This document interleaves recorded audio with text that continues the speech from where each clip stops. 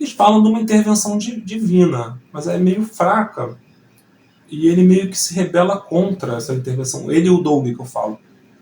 Meio contra. Por que eu falo de intervenção divina fraca? Porque ele... O que acontece ali? Ele vai lá na geladeira escrever... Quando ele fala da intervenção divina, então ele vai lá na geladeira, escreve lá o... Você pode salvá-la. E ele vê o tal do bilhete que está escrito na geladeira ali.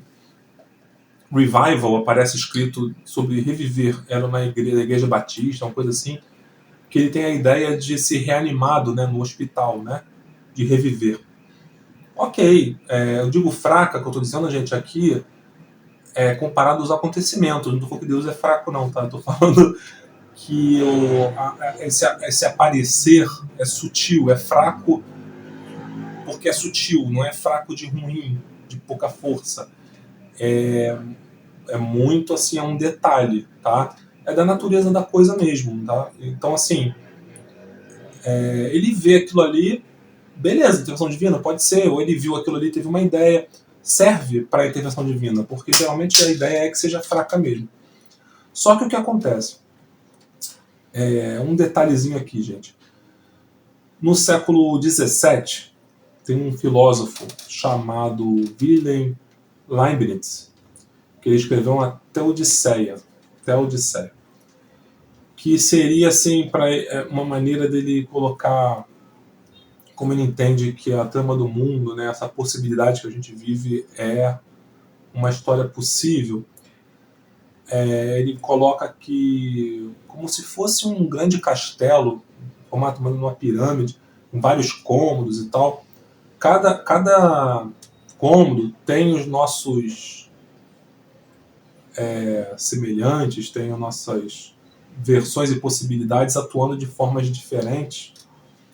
E aí, Deus calcularia a melhor versão de todas essas. Esse tem um cálculo divino. Aquilo ali não é uma existência, tá? Aquelas possibilidades são um cálculo divino.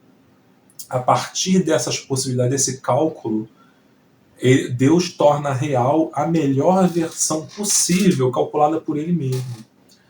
E isso teve muita influência no nosso pensamento atual, historicamente falando.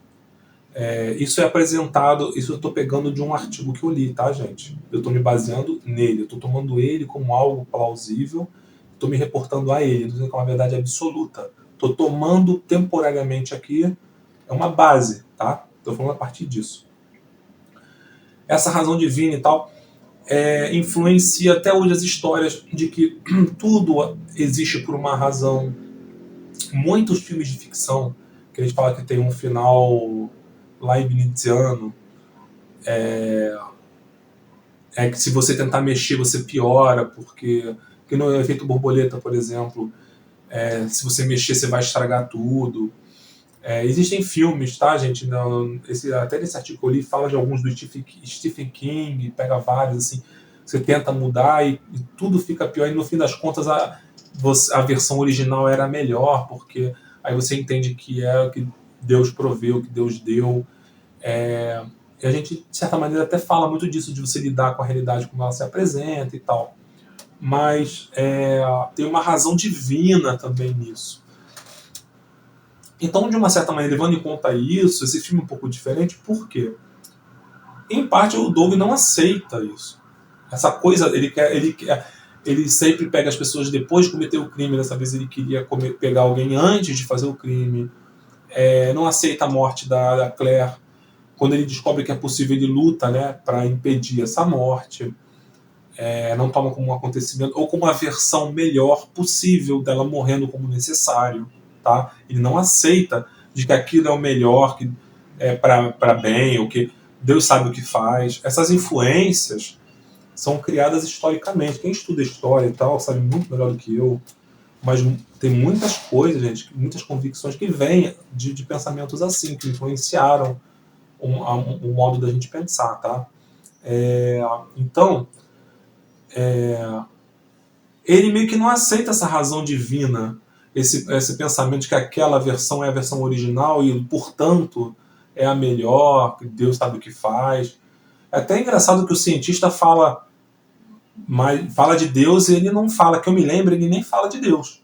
Ele até fala, não, vai ter uma intervenção divina, mas um certo tom até de ironia, porque o terrorista fala que a única maneira dele que ele vai precisar de uma intervenção divina. Aí ele volta dizendo que aquilo ali, que está havendo uma pequena intervenção divina e tal. Não que ele não acredite. Mas ele não fica falando de Deus e tal, que Deus fez, não fez.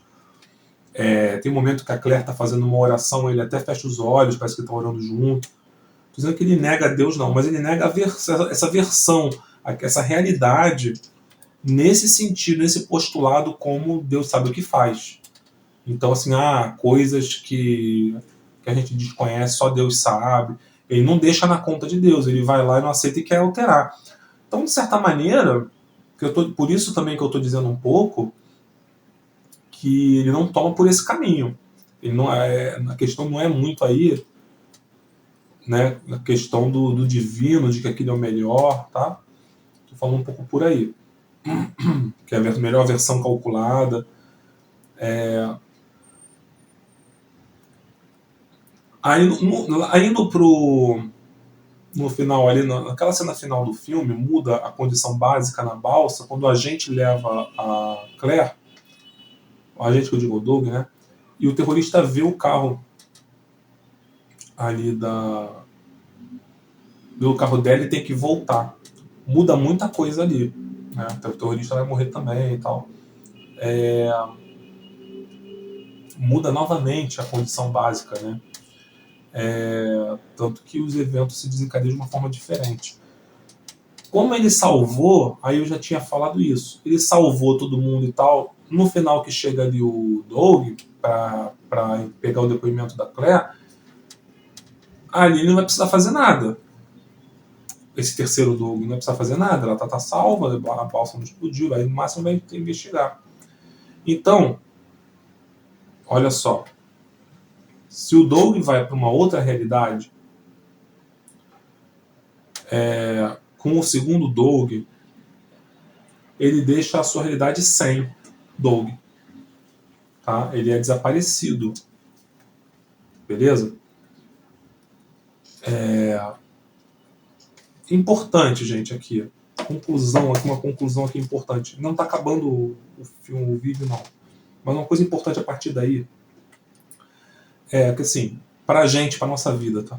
Não faz sentido você querer mudar as coisas sem que você queira viver num mundo diferente. Tá? Você pode até, mas não faz muito sentido. Tá? Você, por exemplo, querer viver uma vida diferente. Muita gente, às vezes, acontece da mulher querer mudar, por exemplo, o homem. Eu vou endireitar ele. Isso acontece muito de ouvir falar. Se você quer ter um homem assim, assado, diferente, você tem que estar disposto a mudar. Ou você não pode querer mudar sem querer viver num mundo diferente. Se você quer mudar como pessoa e tal, talvez aquela pessoa não sirva mais para você. Ou você vai tomar uma nova atitude. Talvez você não fique mais no trabalho em que você estava. Tá? Eu vou falar depois do filme do Jerry Maguire, por exemplo. Quem já viu é um bom exemplo.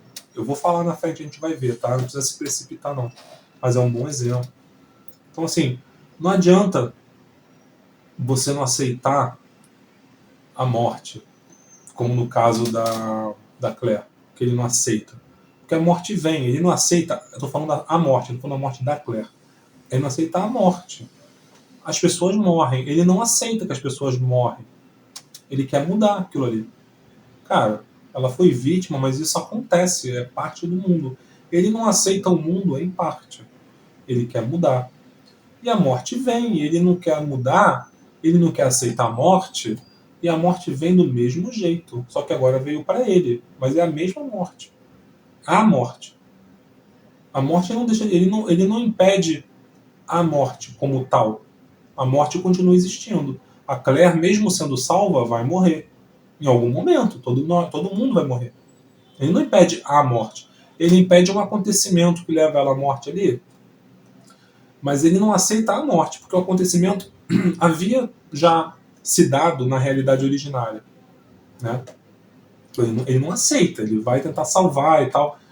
Essa coisa de salvar, gente, é muito nobre, mas tem um lado de não aceitação que a gente precisa pensar. Quando a gente quer ostentar, quando a gente faz coisas assim, bota uma máscara, é falso, ou tem medo, tudo isso é a gente não aceitar a realidade. No filme do Coach Carter, o time está jogando mal, as pessoas não conseguem aceitar o lugar onde elas estão. Elas podem melhorar, mas elas não conseguem aceitar para melhorar. Isso tem muito da falta de esperança. Ou, muitos nos casos mais religiosos e espirituais, falta de fé. Eu não quero ir para um lado de pregação aqui, mas faz sentido, tá? Quem tem fé não se desespera porque crê em algo. Aquela fala do nada me faltará é nesse sentido. Você não se desespera, você descansa em pastos verdejantes, no caso da ovelha. Isso é uma fala de um pastor, Ariovaldo Ramos.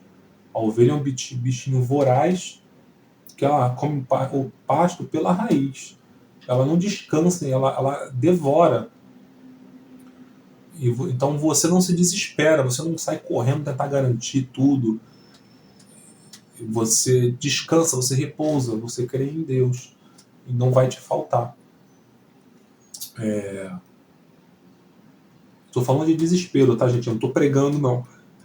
Desespero pode ser você ter fé em várias coisas, inclusive em Deus, né? Obviamente, em alguma espiritualidade, cristianismo, budismo, umbanda, enfim. O risco dele ali, que era o viver, né, acaba acontecendo que ele paga. Porque quem leva ela para casa é o outro. Ele é o segundo Doug, talvez haja argumento para que ele possa ser o primeiro também, mas ele não é o terceiro. Definitivamente.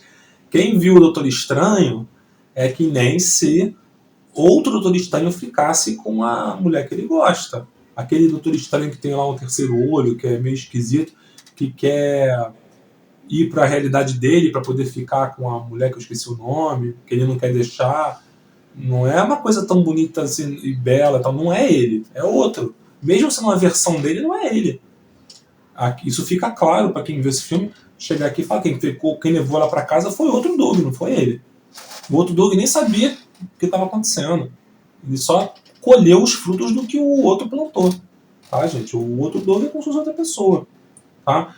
Ele, que ele queria viver, ele arriscou salvar ela. Eu vou subentender aqui de que ele queria viver com ela. Estava apaixonado por ela, queria viver com ela. E tudo que ele fez ali, ele não viveu. Então a gente tem que ver, gente, que uma coisa é você salvar porque você acha que salvando você vai ter. Outra coisa é você viver. Então, às vezes, para você viver, você, em vez de arriscar a sua vida, você vai viver. Se você quer viver um amor, ao invés de você tentar salvar alguém, você vai viver o seu amor, você salva a sua vida. A forma de você viver o seu amor é vivendo, não é fazendo o outro viver. O que a gente faz muitas vezes é isso, na codependência. Tá?